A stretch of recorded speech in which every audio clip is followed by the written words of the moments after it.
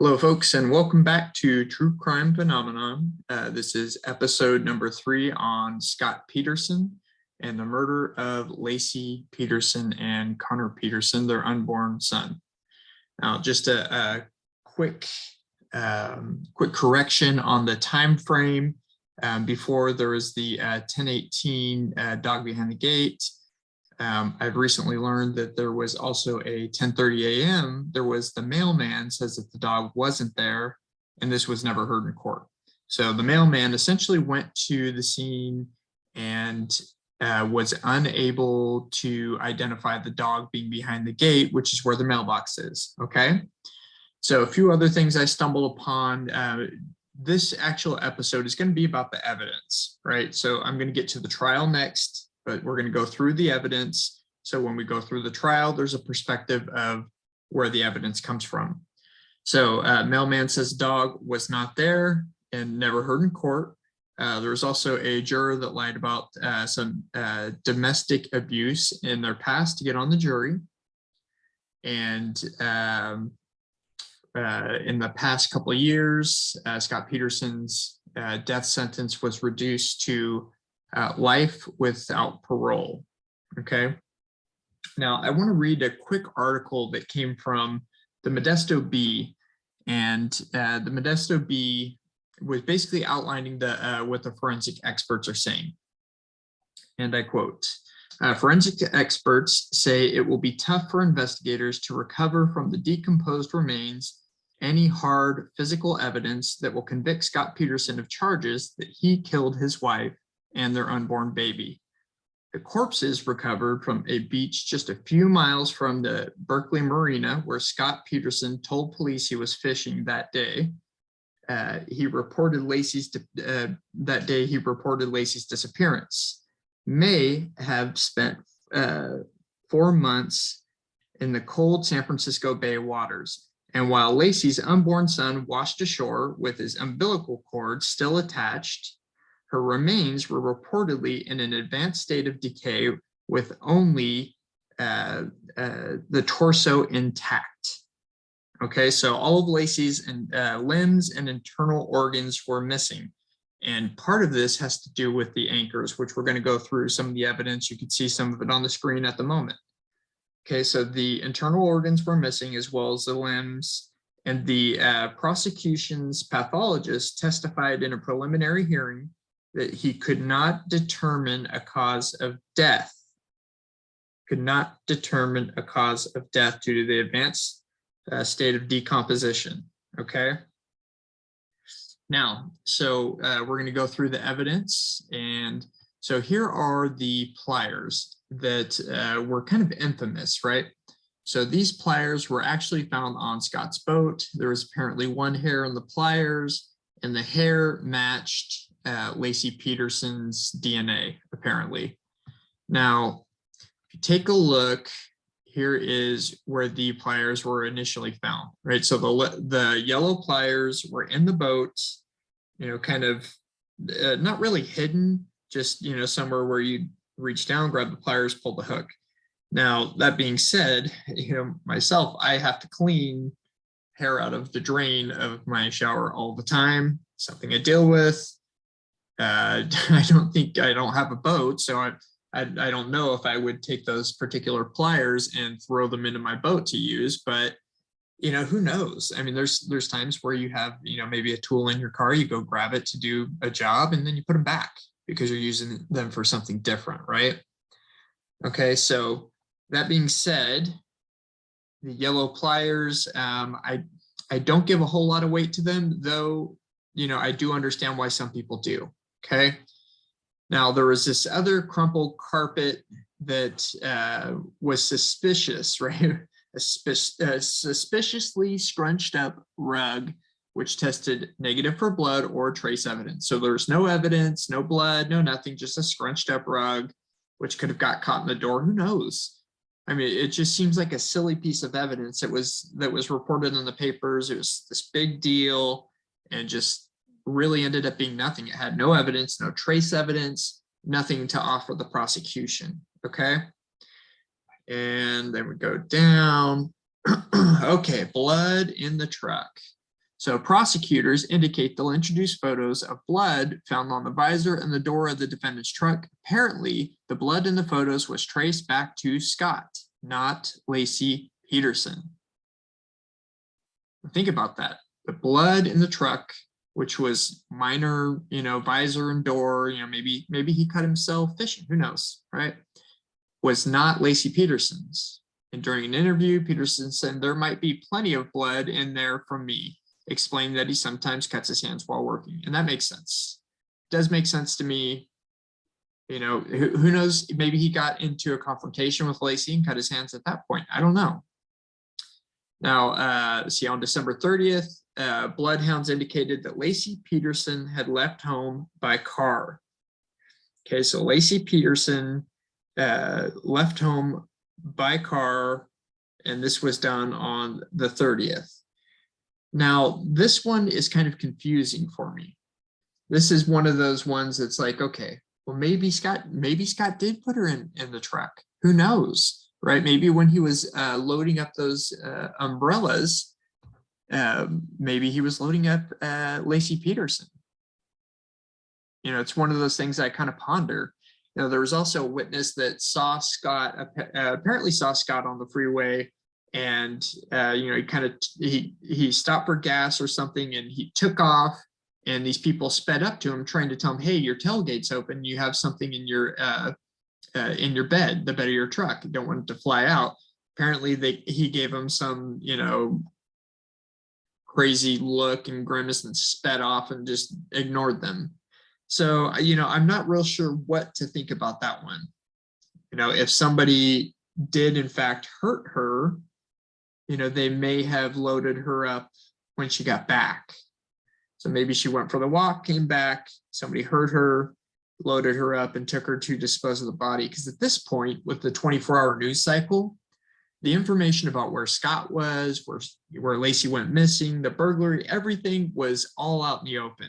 So if there was somebody who had the body hidden somewhere, I mean, it wouldn't be a bad idea to throw it, where Scott was fishing.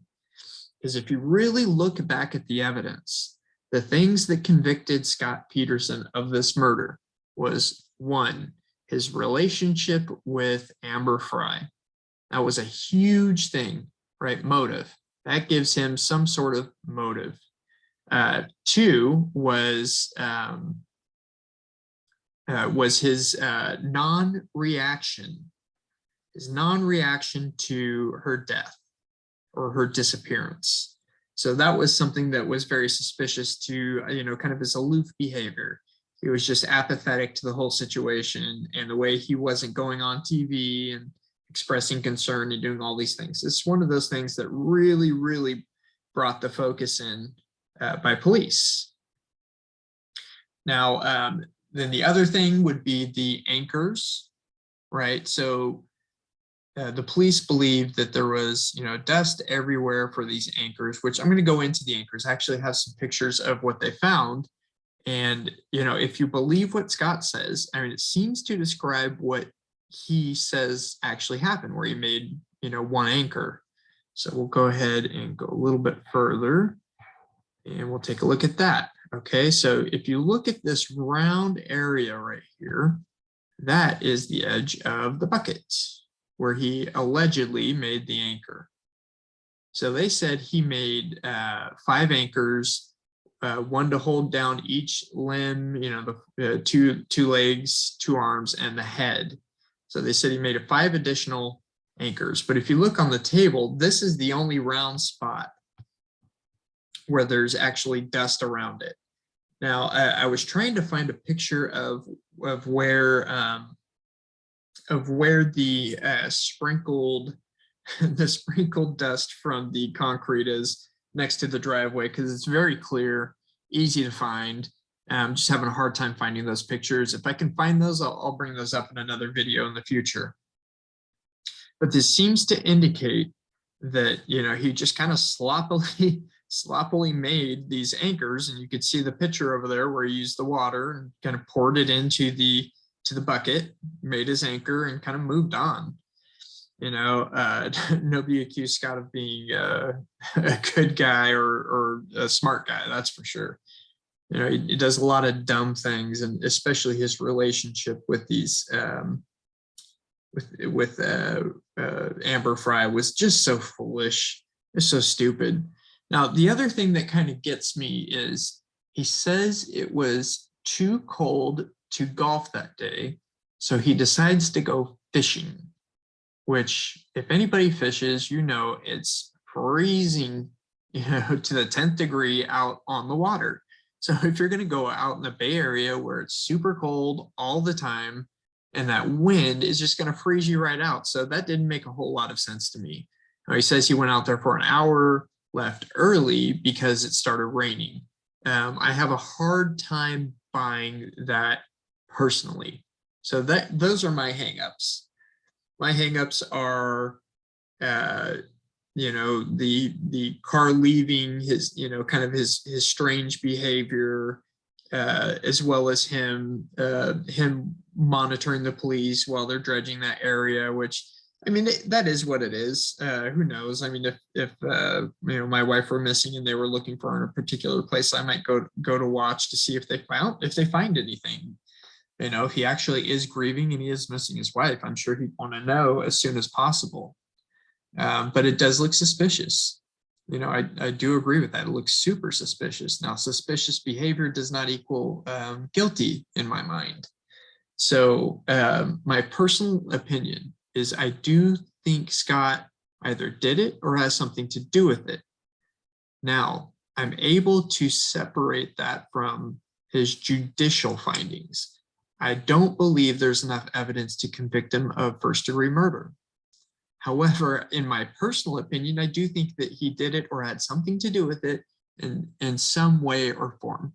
How that really represents itself, I don't know. But it's hard to say, right? He's just got this awkward way about him. Now, so I thought this was interesting. I found on the site where it's got the evidence, innocent circumstance, and guilty inference. So it's got the different types of evidence, right? Okay, so the secret boat purchase. So Scott Peterson, the innocent circumstance, Scott Peterson did not want his wife to know he had bought himself a boat and other items. Okay, I get that. But then there's also the neighbor that said, well, Scott actually brought Lacey by on the 23rd, and she saw the boat. So it's hard to say. And then the guilty inference is Peterson had been planning his wife's watery grave for a month. Okay. See, evidence lies about his dead wife. Peterson told lies his wife and the woman he was having an affair with. Right. So, I mean, he's obviously, if you're having an affair, you're lying. This is before social media, before people could go online and really look you up and find out about you. So, I mean, if he's trying to carry on this secretive relationship, this is way before you can find anything online. So I do kind of understand that. I find it really full. He'd have to be really stupid to tell him, oh, my wife died, and then 2 weeks later go and kill her. That just makes no sense to me. I mean, that just seems like a guilty verdict waiting to happen. Guilty inference there is Peterson wanted his wife dead and spoke about it openly. That just seems so foolish to me. I mean, like I said, nobody accused him of being a brilliant person, but it's just something completely foolish in my opinion. Now, the concrete bags and concrete dust. Prior to his wife's disappearance, Peterson was using concrete. It's the kind of the innocent circumstance. See, anchors were being built to sink the corpse, is the guilty inference. So, I mean, yeah, I mean, if you're planning it ahead of time, it makes sense. Like it's something you would do. And, if he was in fact dumping the body that day, I'm sure he was shocked to see when it came up. And maybe that's why he drove up there to watch, because he was scared. Oh no, shit, what are they going to find? Freaking out. But, who knows what he's actually thinking. Let's see, the computer evidence. Peterson's computer was used to view various websites near the time his wife went missing. Defendant was planning and researching his crimes. Okay, don't have much to say about that. I mean, we obviously know he was on his computer from 10:30 on. Lacey was spotted by the different witnesses walking around that circle from, kind of that 10:30 a.m. to, 11:30 approximately, around that time frame. Okay, so let's see. The hair evidence. At some point, the strand of Lacey Peterson's hair was transferred to Scott Peterson's boat by somebody in some fashion. And this can happen. I've got my wife's hair on me all the time. In fact, I pulled one off of like my ear earlier. It was kind of weird, but that does happen. However, being on his pliers, I don't know. That's just kind of strange. Old Scotty P, what are you doing, buddy? See, after killing his wife, Peterson put her in his boat. Now, the way that the hair was in the pliers looked like he was pulling something out. So either he's pulling hair out of her head or he's pulling hair out of a drain. That's initially where my thoughts went. Was he's pulling hair out of a drain to unclog a drain. That's what I do. You go find my wife's hair in there right now. So, please don't go missing. The morning cell phone call. Now, this is another thing that's kind of weird to me, is the phone calls that he makes. And they do sound kind of upbeat, whatever, but they also sound like, calls that I've heard before where people are trying to cover their tracks. So, oh, hey, wasn't I able to get out there to get Papa his basket? Can you go out and do that for me? Hoping you could do that. Love you. This lovey-dovey husband. And it's just, I don't know. I guess is where I fall on that one. Morning phone call at 10:08 a.m. on the day his wife went missing. Peterson was near his home. Right, so he had called back to the house, and the cell phone towers pinged by his house. The Peterson dog was seen at 10:18, so Lacey Peterson must have already been murdered. Now, the 10:18 time frame is kind of up for debate, especially when you have the postal worker saying that the dog was not there at 10:30 a.m. So somebody moved the dog, or the dog was hiding, or they have the time frame off. I don't know, but that's just weird. See, the beige pants. The victim's body was recovered in April, dressed in something other than what Peterson remembers last seeing her wearing in December. At some point, her clothes were changed. See, Peterson lied about the black pants because he knew his wife was seen wearing beige that day before he killed her. Now, the witnesses that see her walking around the neighborhood all see her wearing black leggings. This was before or after Scott did his interview saying she was wearing black leggings when he left that day. So when the body was recovered, she was wearing beige pants. So she either they saw somebody else, these witnesses, they did not see Lacey, they saw somebody else that was walking their dog, or she went home and changed after the walk and something else happened to her. See, next one, no signs of a struggle in the home.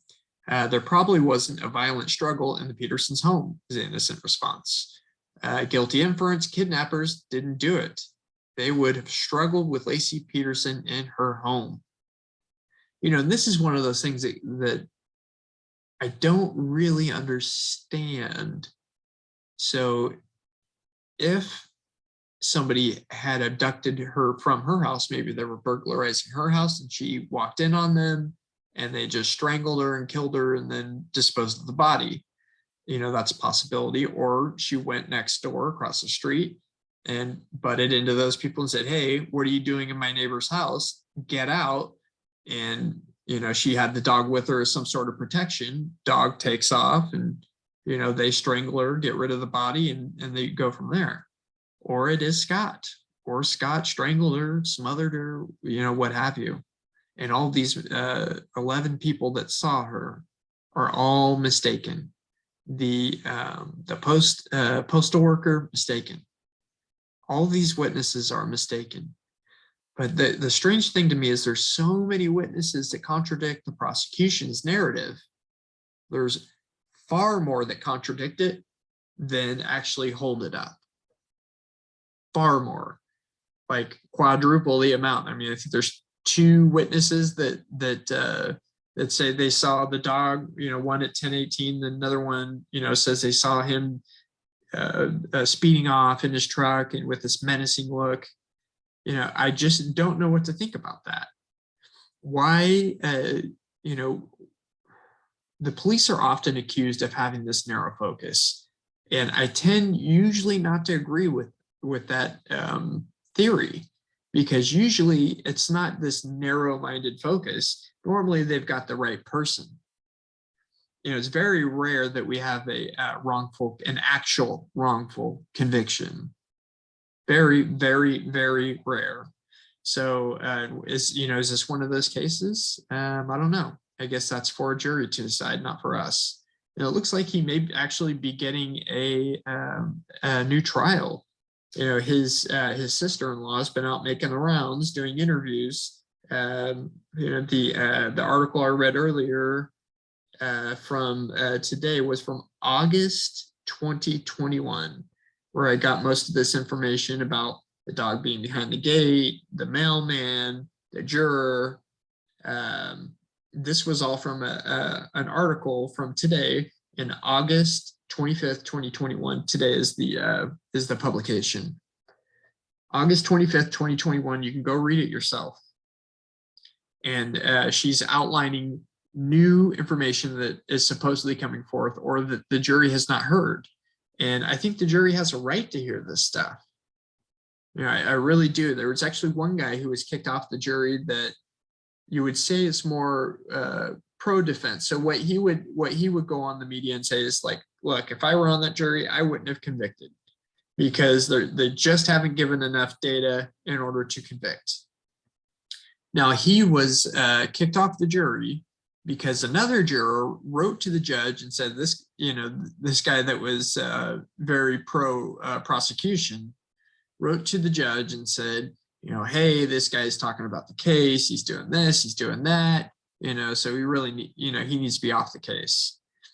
And so next day he's gone. Now, the one thing that I would say bothers me about our particular system is the releasing of all this data. And you saw it a lot in the Stephen Avery case too, where they would trot out these different defendants or witnesses and different information and just parade it in front of the public. And what possible chance do these people have to have a fair jury trial? What possible chance do they have when you've got, you've got cases like Kyle Rittenhouse, right? You've got the president of the United States weighing in, saying it's a modern day lynching. I mean, how is that guy going to have a fair trial? I'm shocked he was found innocent. Even though, in my opinion, he clearly was. I mean, you got people chasing him with a gun, and another guy with a skateboard getting ready to crack him over the head with it. And he, protects himself. That is like the most clear-cut self-defense I've ever seen. So, it makes me wonder, are people watching something different, or are they just so ingrained in what they're being told by the media? And, this was kind of my thought process was, Scott's guilty. I mean, the media has programmed this into me that he's a guilty man. There's no question. Look at his behavior. But at the end of the day, it doesn't matter what the media thinks. It's what's proven in court. Did they prove it beyond a reasonable doubt? And what is a reasonable doubt in your mind? What do you think is a reasonable doubt? In fact, in the comments below, what do you define as a reasonable doubt in this case? What is reasonable doubt enough for you to overturn this conviction and set Scott Peterson free?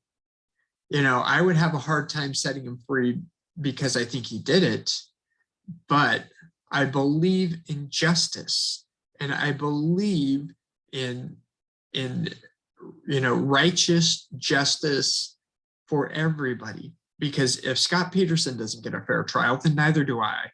God forbid I was ever in this situation. I would want to have a fair trial. And I think here in America, we need to re-examine when we cover these trials. I think that all this information should not be released until after they're found guilty or innocent. Then we can start weighing the facts out. But until then, we should not be making assumptions on these people. They should be presumed innocent. You know, Scott was presumed guilty. Presumed. I know I did. I'm guilty. I'm guilty of that.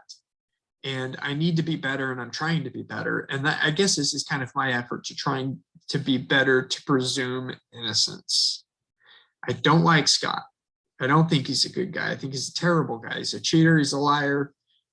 But it doesn't make him a murderer. And it doesn't make the proof and the very loose circumstantial evidence proof.